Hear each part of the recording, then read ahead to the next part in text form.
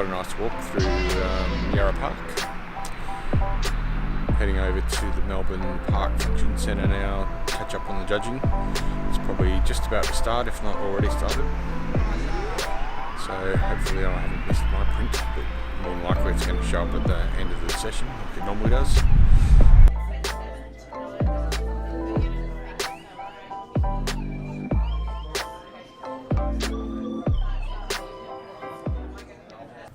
So my first print in portrait has just come around as the first print of the day. That's generally never a good thing. Judges are just starting to warm up, and even though they try not to, sometimes they can be a little bit reserved in their score. I must admit though that in hindsight this print probably just deserved getting professional practice. But it ended up with a score of 73, which is probably the lowest score that I've ever got at APPA, so that's a little bit disappointing. Good score, and the printers scored 73. All the judges between 71 and 75 are very consistent, and we will call on ask for a comment. Please, Adam. I feel some eye contact rather than looking away from camera would be much better. Thank you very much. Let's have the next print, please. Now's probably a good time to explain the judging process. As you can see, there's 5 judges on the panel, and generally have a couple of spares in reserve. They sit in the front row and get called upon. After every 20 prints or so, they generally like to swap the judges around. So the scoring is out of 100, or between 50 and 100. Anything below 70 is classed as below professional standard. Between 70 and 79 is professional standard. 80 to 84 is a silver award. 85 to 89 is a silver with distinction. 90 to 94 is a gold, and 95 to 100 is gold with distinction. So that each judge puts their score into the little pad in front of them. Those scores are then averaged out. Sometimes the in-out score is exactly what the average of the 5 judges' scores are, but more often than not it's a score by majority, which means that if 3 judges are in a particular scoring range, the majority score will be read out. So for instance, if the scores are 82, 82, 81, 76 and 77, the average is actually 79.6.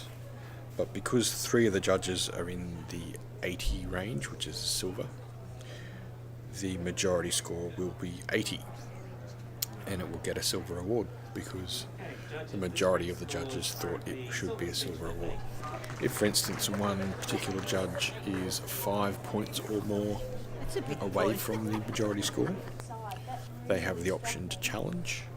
Generally, they'll challenge in the benefit of the print, so they might be 5 points higher than the majority score. So that's called an elective challenge, and they are able to try and convince the other judges to reassess their scores and come up higher to the award range that they're wanting to get to. And then the judge that's challenged also has the right of reply. If, however, a judge scores it in the gold range or gold distinction, they don't need to be 5 points away to make a challenge.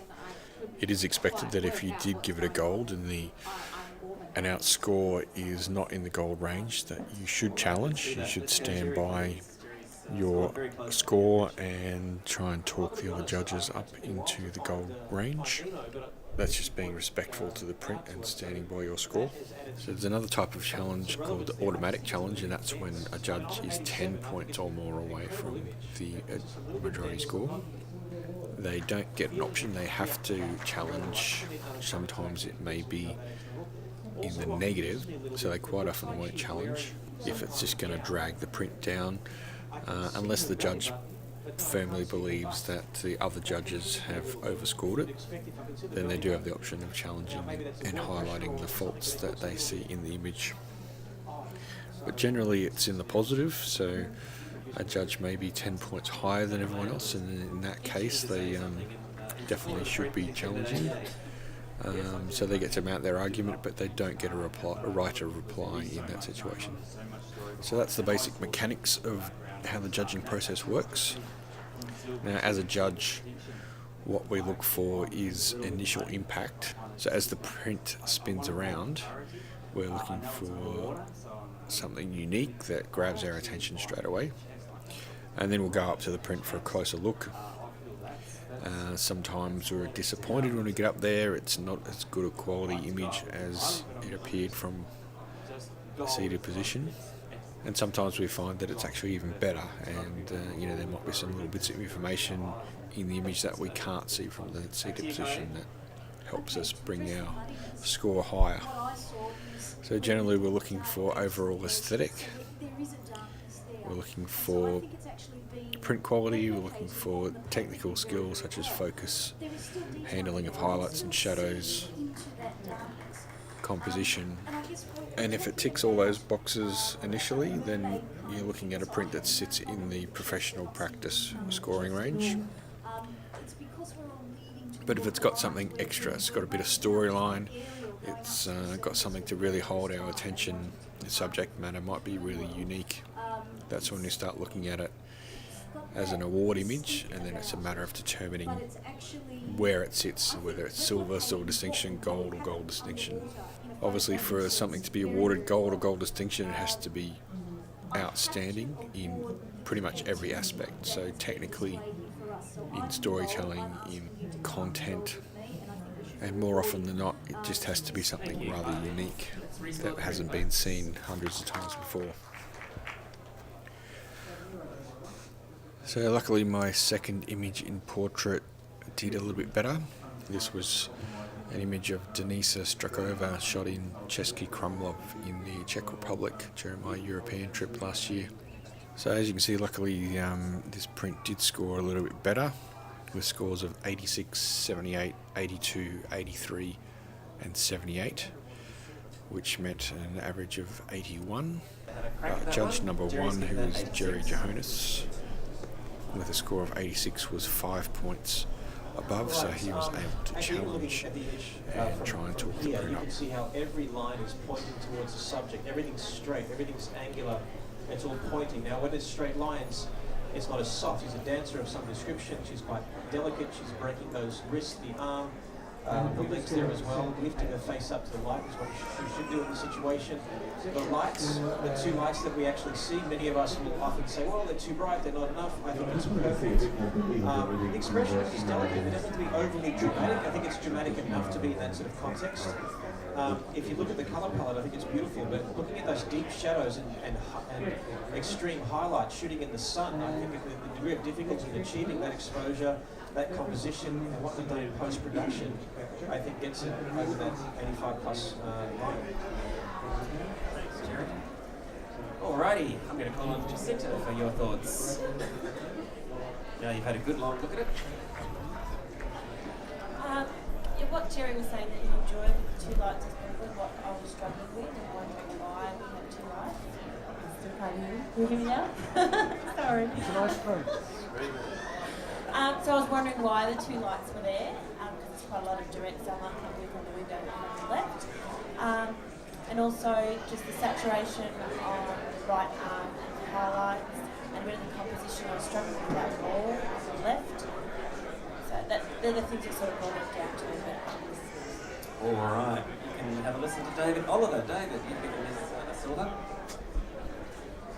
Yeah, I was mixed. I wanted to go silver distinction on this one with you there, Jerry, but the window for me is, it should either be all there or cropped out. I'm just looking at that crop that just takes your eye straight into the border. And so I'm struggling a little bit there with that one, but I could easily come up 2 marks to join you on that silver distinction because it's got so much else, the subject matter, lighting, composition. Thank you. Jerry, back to you. Bring it home. So tackling a few of those things that were mentioned, if the lights weren't there, it'd be quite monotonous, it'd be quite boring. I think that they fill in that negative space above her. They also point towards her. It's just yet another thing that leads your eye in. As far as the window being there, I think again, if we crop that out, I think it'd be a little bit boring. I think it's handled, I think, the best it could possibly be handled, having extreme sun coming through a window. And like I said, every single line is leading in there. What I like about it too is if you cut out her shape and flip it, it mirrors the shape of the actual of the window there almost perfectly with the way she's being posed. So a lot of thought's gone into this. This is not just an accidental image. It's above average professional practice, and I think it has imagination, which is the word that I use in my head when I get over that 85 mark, in execution and concept. Alrighty, folks. Prince currently scored 81. Jerry's asking for a silver distinction. Rescore, please. Ooh, 84. Print will go for review. That's gone up. Well done. Any image that ends up on the cusp of an award, so whether it be 79, 84, 89 or 94, goes for review at the end of the category. So those prints get moved to another room, and the judges basically just say yes or no whether they think it should go up to the next award level. And unfortunately, the judges didn't think my image should go up to a silver with distinction, so it stayed at 84.